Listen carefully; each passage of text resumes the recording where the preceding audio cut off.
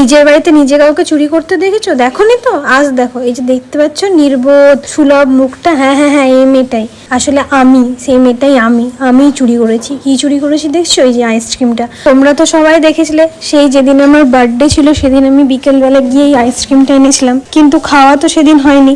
আজ আমার দুপুরবেলা 1টার সময় মনে পড়েছে খাওয়ার কথা, তাই আমি চুপচাপ চলে এসেছি নিজের ঘর থেকে আইসক্রিম চুরি করতে। চুরি করে তো আমি বেশ খুশি ছিলাম। তো প্রথমেই আইসক্রিমটা বাটিতে বের করে নিই, অ্যান্ড তারপরে আস্তে আস্তে ফ্রিজের মধ্যে কৌটোটা ভরে আমি আইসক্রিমের বাটি হাতে চলে আসি। আর দেখছো তো দরজা ফরজা সব বন্ধ করে বসে পড়েছি। ফর্চুনেটলি আমার কর্মকাণ্ড কেউ ধরতে পারেনি। শেষে সন্ধ্যা পড়ে যায়, আর এখানে দেখো আমার বিল্লু রানী মায়ের আদর খাচ্ছিল বসে বসে। আর এই যে কাল যে গেছিলাম দোকান, এটাই বানাতে দিতে গেছিলাম। আর সেই দিন তো জন্মদিনে আমি কেক কাটিনি, আজ মা কেক কিনে দিয়েছিল, সেটা বসে গেছিলাম কাটতে সন্ধ্যার সময়। আজকের মতো এখানেই, সবাই ভালো থেকো, আর ভার্চুয়ালি আমার এই জন্মদিনের কেকটা সবাই খেয়ে নিও।